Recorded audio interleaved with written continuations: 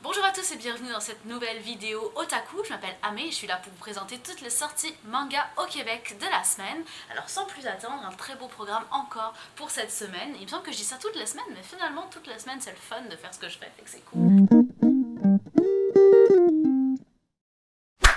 Alors, je vais commencer par l'adaptation manga du jeu Persona 4. Donc on a déjà eu l'adaptation de Persona 3, ensuite on a eu l'adaptation de Persona 5, on revient un peu en arrière pour le 4. C'est scénarisé et dessiné par les mêmes auteurs que les volumes précédents, enfin que les opus précédents, donc pas vraiment de surprise à ce niveau-là. Alors on va suivre Soji, qui est un jeune étudiant qui va emménager dans une petite ville, la petite ville de Inaba, qui est une petite ville bien tranquille, en apparence en tout cas, sauf qu'à peine arrivé, il va se rendre compte qu'il y a des événements assez étranges qui se passent dans la ville, et notamment il va y avoir une série de meurtres, et en fait les cadavres sont retrouvés. Alors je vais vous le montrer si je le retrouve, parce que c'est quand même assez terrible. Les cadavres sont retrouvés comme empalés sur des antennes de télévision, dans des positions comme acrobatiques puis complètement atroces, voilà, comme ici. Fait que bienvenue dans la ville, hein. T'es content d'avoir emménagé, tu te dis j'aurais peut-être pu choisir autre chose finalement. Puis en parallèle de ça, il y a comme une rumeur qui se répand à l'école comme quoi il y aurait des télévisions spécifiques devant lesquelles tu pourrais, en fait si tu te mets devant cette télé un certain jour à une certaine heure, tu peux entreapercevoir ton âme sœur, un petit peu dans la brume comme on voit sur cette image ici. Puis ce qui va se passer, c'est que notre personnage Soji puis ses amis vont vouloir enquêter là-dessus, et ils vont se retrouver un petit peu plongés dans les télévisions. Puis finalement, une fois à l'intérieur du monde caché derrière ces télés, ou plutôt dont ces télés sont le portail, finalement on a un autre monde très différent avec des lois physiques très différentes du nôtre, et on va rapidement se rendre compte qu'il y a un lien entre ce mystère des télés et les meurtres atroces à l'antenne de télé. Donc c'est vraiment adaptation du jeu vidéo Persona. Je ne joue pas personnellement au jeu vidéo, faut vous dire si c'est fidèle ou non, j'en serais bien incapable. Par contre, ce que je sais, c'est que les autres opus, le 3 et le 5, étaient quand même relativement appréciés des fans du jeu. Donc je suppose que celui-ci ne fera pas exception et va être également un succès. Au niveau du dessin, c'est sûr que c'est assez simpliste, rien forcément de spécifique à noter. Vous voyez que c'est tout fait de façon informatique, ce qui n'est pas une critique du tout, mais qui est, ce que je veux dire, c'est que c'est quand même assez standard, il n'y a pas vraiment de surprise au niveau du dessin. Donc c'est surtout l'enquête qui va nous tenir en haleine, le suspense, d'essayer de comprendre comment ce monde fonctionne, puis d'essayer de comprendre la relation entre les différentes énigmes qui vont se poser à nous. Donc c'est Persona 4, l'adaptation manga du jeu vidéo. Et je continue avec une autre adaptation de jeu vidéo tant que j'y suis, c'est Pokémon Noir 2 et Blanc 2. Alors donc c'est la suite de Pokémon Noir et Blanc. Pokémon Noir et Blanc, c'est une adaptation qui date un peu quand même, c'est sorti il y a probablement bientôt 10 ans maintenant. Et donc cette adaptation-là est en fait l'adaptation de deux jeux, le Pokémon Noir, version Noire 2 et puis le version Blanche 2. Ça se passe quelques années après le premier... après la première saga Pokémon Noir et Blanc, et on suit un jeune garçon qui s'appelle Norris et qui va entrer dans une école de dresseurs de Pokémon, mais une école vraiment d'élite, et il va être instantanément remarqué dans cette école parce que il est très bon dresseur, il est très doué, puis il est aussi très beau garçon, fait qu'il est vite adulé de toutes les filles de l'école. Ce qu'on va rapidement s'apercevoir, c'est que Norris cache un secret, ce n'est pas un élève ordinaire, mais en fait c'est un inspecteur infiltré des forces de police internationales. Donc c'est à partir de là que notre histoire va débuter, puis c'est vraiment une suite à Pokémon Noir et Blanc, mais des années après. Encore une fois, même scénariste et même dessinateur que les autres opus de Pokémon. Donc encore une fois, je vais un peu dire ce que j'ai redit dans Persona, mais c'est vraiment le cas. C'est encore une fois pas de surprise. Si vous avez aimé les autres opus de Pokémon, probablement que vous allez aimer celui-ci. Donc c'est Pokémon Noir 2 et Blanc 2. Et on revient, ce qui est intéressant, c'est qu'on revient sur les gros formats comme ça de mangas qui sont chers aux lecteurs de Pokémon, parce que je sais que depuis qu'ils étaient passés sur les plus petits formats, les fans étaient comme un peu déçus qu'on change ce format-là. Et que là on revient sur notre ancien gros format. Allez, on va rester dans le jeu vidéo très rapidement avec un livre plus informatif qui est H.P. Lovecraft et le jeu vidéo. C'est une analyse du travail de Lovecraft et de son influence sur le monde des jeux vidéo. Donc il y a eu beaucoup de jeux vidéo qui ont été influencés par les univers de Lovecraft, par l'horreur cosmique. C'est un univers qui est extrêmement foisonnant, extrêmement riche. Donc il y a eu Bloodborne, il y a eu évidemment Call of Cthulhu qui est directement lié à Lovecraft. Il y a eu Alone in the Dark également qui était très inspiré. Je vous montre pas d'image parce que c'est vraiment une analyse, c'est que du texte. On a juste il y a quelques images de temps en temps, puis il y a ces images de poulpes, de tentacules de poulpes qui séparent les différents chapitres, qui font évidemment référence à Cthulhu. Donc on va à la fois explorer un peu le mythe de Lovecraft, on va explorer tous les gens qui ont été influencés par lui, mais aussi toutes les œuvres qui ont influencé Lovecraft. C'est un auteur espagnol, c'est un journaliste qui est spécialisé dans le jeu vidéo, c'est une analyse quand même assez poussée, qui pourra plaire à la fois aux amateurs de jeux vidéo et aux amateurs de l'univers Lovecraftien. Donc c'est H.P. Lovecraft et le jeu vidéo. Et je continue avec un thriller quand même assez intense qui s'appelle Pour le pire. L'auteur est déjà quand même assez connu, mais sur des œuvres pas forcément très grand public. Elle avait fait en fait notamment La Tour Fantôme, qui était un thriller énigmatique mais que j'avais adoré à l'époque où c'est sorti. Alors Pour le pire, on se rend bien compte qu'il y a quelque chose qui cloche quand on voit ce marié et cette mariée sur le cover, parce qu'il y a quand même des petites gerbes de sang à droite à gauche. On se doute bien que ça va pas être un mariage ordinaire ni un shoujo là, mais on a de la difficulté à savoir quoi s'attendre quand on voit cette couverture, c'est très attirant, ce côté énigmatique. On suit un homme qui est un ancien enfant récupéré par les services sociaux japonais, donc l'équivalent de notre DPJ, il a été un petit peu sauvé par le directeur de ce centre, puis tous les employés qui y travaillent, et ça fait qu'au fil des années, il a fini par devenir lui-même employé de cette association. Alors, il s'occupe d'aider les enfants en détresse, et un jour, l'un de ses enfants, des enfants dont il s'occupe, va lui demander un entretien privé.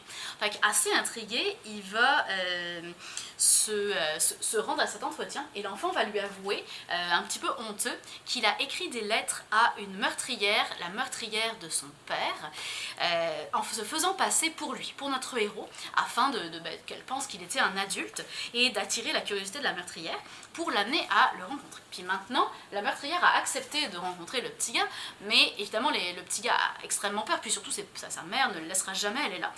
Il fait appel à notre héros pour lui dire, je suis désolée, je me suis fait passer pour toi, mais maintenant je suis un peu pogné avec ça, peux-tu aller rencontrer la meurtrière de mon père? Ce qu'il faut savoir, c'est que le père de ce petit gars, il s'est fait tuer donc par une jeune femme qui a été arrêtée pour meurtre multiple, une serial killer, qui est connue pour être cosplayée en un espèce de clown, de clown maléfique.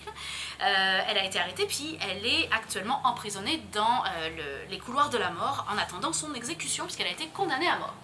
Donc notre héros va se rendre à l'entretien en faisant croire que c'est lui qui a écrit les lettres, et il va se retrouver face à une fille ultra intelligente, quand même assez mignonne, 21 ans, comme il est très très surpris de voir ça, et il va essayer en fait de lui faire avouer où est-ce qu'elle a caché la tête du cadavre. Le truc, c'est que cette fille est super intelligente puis super manipulatrice, et il va être amené en fait rapidement à voir qu'il n'a aucune issue, qu'elle ne parlera jamais, sauf si peut-être il essaye lui-même de la manipuler, et donc il lui dit qu'il est tombé éperdument amoureux d'elle et qu'il veut se marier avec elle. Le problème, c'est qu'elle accepte. Là, il se retrouve en procédure de mariage avec une criminelle multirécidiviste en qui il n'a absolument aucune confiance, et qui va le manipuler de A à Z.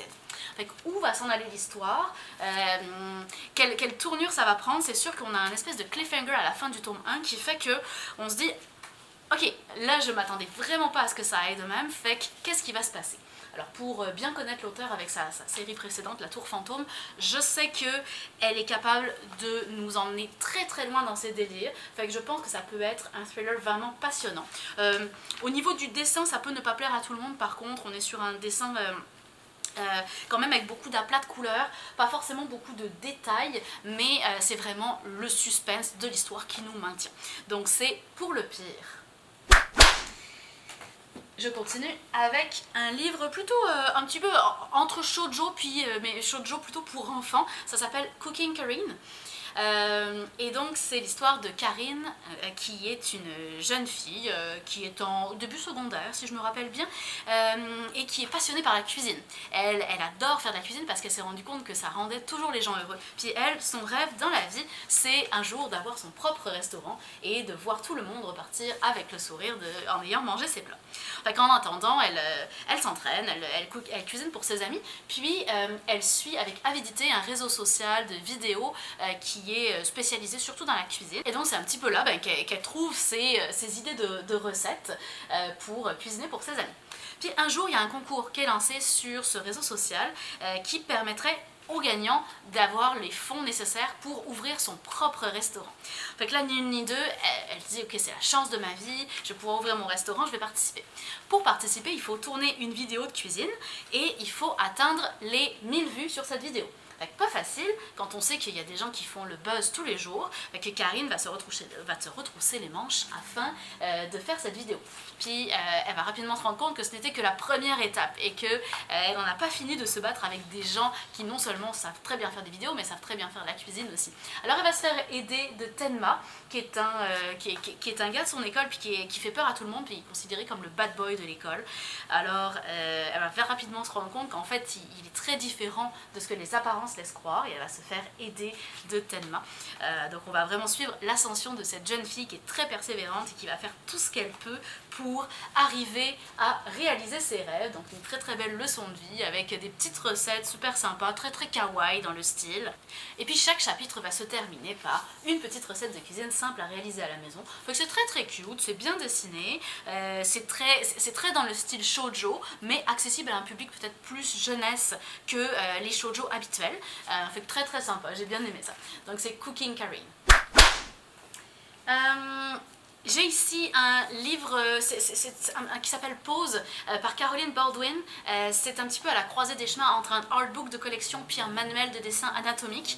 Donc c'est vraiment tiré d'un personnage de BD et en fait c'est juste un recueil d'illustrations avec des poses, mais là je vais vous montrer celles qui ne sont pas des poses de nu, mais la plupart en fait sont des poses de nu. Et donc ça peut à la fois permettre, c'est un recueil qui est à tirage limité, hein, il y a eu juste 1000 exemplaires qui ont été sortis de ce livre et il a été signé par l'auteur, donc c'est vraiment, ça pourrait devenir un livre de collection pour les gens qui aiment cet auteur. Et puis à la fois comme c'est des poses de nu, eh bien vous pouvez vous exercer aussi avec tout ce qui est dessin anatomique, donc super sympa. Puis il n'y a pas de texte, hein, c'est vraiment juste l'ode au dessin, à l'image et aucune explication nécessairement qui va venir balancer cette profusion d'images. Puis on voit en fait soit on voit le dessin final, soit on voit un petit peu les traits de construction et la réalisation du dessin. Fait que c'est Pause. J'ai ici un livre que j'attendais avec impatience parce qu'il m'intriguait beaucoup, c'est Yojimbo T. Alors c'est un grand format, c'est une BD faite par un auteur français, mais qui est à la croisée des chemins entre la BD européenne, entre le comic américain, parce qu'on est vraiment dans le style de Stan Sakai avec Usagi Yojimbo, et à la croisée des chemins avec le manga également, puisqu'on va être dans un univers très japonais. Alors c'est un récit de science-fiction, c'est tout en couleur, ça se passe dans un Japon de l'année 2241, et on est après une apocalypse. La vie a complètement changé, puis surtout la machine a beaucoup remplacé l'homme, et les machines se sont un peu soulevées puis ont installé un espèce de gouvernement totalitaire où les hommes sont pourchassés. On va suivre Hiro, qui est un jeune garçon qui se cache avec son père, ils font partie des survivants humains. Ils se cachent dans la nature, puis un jour en fait Hiro va tomber sur un Yojimbo T, qui sont en fait les robots samouraïs qui sont en charge de l'ordre et de la sécurité. Et quand Hiro va tomber sur ce Yojimbo T, étant donné que son but à ce Yojimbo T c'est clairement de chercher les humains pour les éliminer, on se dit que c'en est fini de Hiro, mais finalement le Yojimbo va avoir une réaction assez peu attendue, et il va au contraire se ranger du côté de Hiro et le sauver. il va rapidement comprendre, il va rapidement s'installer une complicité entre les deux personnages, entre humain et robot, petit garçon et samouraï. Et on va rapidement comprendre que le sort de l'humanité dépend clairement du sort de Hiro. L'univers est très très riche, magnifique. Regardez ce genre de page avec beaucoup de paysages différents. J'aime beaucoup cette planche-là. On a aussi des doubles pages avec des scènes de combat qui sont vraiment super belles. Voilà, encore ce genre de paysage qu'on va retrouver. Une des scènes de combat au tout début que j'aimerais vous retrouver. On voit l'affrontement entre deux Yojimbote, puis cette espèce de temps de latence où chacun se défie du regard qu'on peut retrouver aussi dans les combats de sumo par exemple. Voilà, ceci qui est une planche absolument magnifique. Fait que je vous encourage vivement à le lire parce que je trouve que c'est un beau mix entre différentes BD de différentes cultures et vraiment très très bien réalisé. Alors c'est sûr qu'il faut aimer le style couleur, hein. Quand on lit des mangas on est peut-être moins attiré par la couleur, mais honnêtement la colorisation est très très bien réalisée. Donc c'est Yojimbote. J'ai ici un shoujo assez feel good qui s'appelle Like a Little Star. Les deux premiers volumes sont sortis en même temps et c'est fait par l'auteur de Don't Worry Be Happy. Et elle a fait aussi Un petit coin de bonheur qui était un shoujo one shot. Très très bien dessiné, avec un dessin très doux, très très bien maîtrisé. On suit une jeune fille qui est, elle est très solitaire mais par choix. Elle n'a pas très envie de se mélanger aux autres, elle a pas trop envie de se faire des amis, de s'attacher, elle a peur de s'attacher en fait. Et donc elle vient d'entrer au cégep et elle ne s'intègre pas du tout à la vie étudiante. Sauf qu'elle va se rendre compte qu'en fait, si elle veut obtenir des bourses étudiantes, elle est obligée de s'inscrire dans un des clubs. Alors vous savez qu'au Japon, s'inscrire dans un club étudiant, c'est très très populaire. Tous les étudiants font ça, on voit ça très souvent dans les mangas qui se passent à l'école. Elle, ça l'intéresse pas du tout, la vie des clubs. Le truc, c'est qu'elle va se faire recruter par le club d'astronomie. En fait, eux, il leur manque une personne tout simplement, ils sont 4, il leur faut 5 personnes pour obtenir les subventions. Alors là, toute histoire d'argent finalement, non c'est pas vrai. Il leur faut 5 personnes pour obtenir les financements, puis ils sont que 4, puis ça intéresse personne l'astronomie. Alors ils vont se rendre compte qu'elle, elle est intéressée par aucun club, alors ils vont se dire bah, peut-être qu'elle voudrait juste nous faire plaisir, puis s'inscrire avec nous, juste pour dire qu'elle est inscrite et nous faire une 5e personne. Les 4 inscrits à ce club d'astronomie, bah, c'est 4 gars, 4 chums qui sont passionnés d'astronomie, puis qui sont assez mystérieux, ils se tiennent toujours ensemble en gang, mais les autres élèves du cégep les connaissent pas vraiment bien. Puis ces 4 beaux gars, alors ils sont quand même assez attirants, puis le fait qu'ils se mélangent pas, bah, ça leur donne un petit côté mystérieux. Alors tout le monde va un petit peu envier Mirai, notre héroïne, d'être rentrée dans ce club-là, mais elle n'a absolument rien à faire. Ce qui va se passer, c'est que le fait d'être obligée de se rendre au club, elle va se rendre compte qu'en fait, avoir des amis, c'est quand même vachement chouette. Que ça lui ouvre plein de nouveaux horizons, qu'elle peut partager ses lunchs, puis voilà, se faire plaisir avec ses amis. Et puis... donc, elle va découvrir l'amitié, nous de notre côté on va découvrir pourquoi elle a si peur de s'attacher, puis peut-être que des sentiments autres que l'amitié pourraient se développer, mais ça je n'en dirai pas plus. C'est une très jolie petite histoire, tous les personnages sont bien construits, sont vraiment attachants. Chacun a sa personnalité, mais c'est pas des personnalités trop marquées, c'est pas des personnalités clichés comme on pourrait retrouver dans certains shoujo, donc on a vraiment de la facilité à s'attacher à chacun des personnages. Autant notre héroïne Mirai que les 4 gars, que même d'ailleurs la professeure qui chapeaute le club, parce qu'elle est vraiment très très cool. Fait que tous les personnages sont super bien réussis et c'est ça qui rend ce shoujo très très attachant. Ça va être terminé en seulement 2 tomes, j'ai comme l'impression que on en voudrait plus à la fin, et donc c'est vraiment un très beau shoujo, Like a Little Star. Et mon dernier manga du jour, c'est Nos meilleures vies aux éditions Casterman, avec une couverture super dynamique qui donne très très envie de le lire. On est vraiment dans un récit de tranche de vie, mais avec une touche qui peut plaire autant à un public plus jeune qu'à un public adulte. En fait, je trouve que ça peut vraiment convenir à tout le monde, autant aux gars qu'aux filles. Tout le monde peut vraiment aimer ce genre de récit parce qu'on a des personnages qui sont très bien construits. On suit en fait 6 personnages différents. Alors, en fait, c'est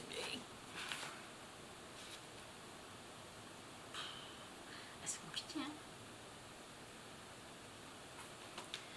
On y suit la vie de 6 personnages différents, certains qui se connaissent, d'autres qui ne se connaissent pas mais qui vont croiser leur chemin au fur et à mesure, certaines fois sans le savoir, d'autres fois ils vont se croiser mais ils ne le sauront même pas, il y a seulement le lecteur qui le remarque. Fait que le lecteur a un peu le rôle d'un dieu omniscient là-dedans, où seuls nous savons quels sont les liens ou l'absence de lien entre les différents personnages qu'on va croiser.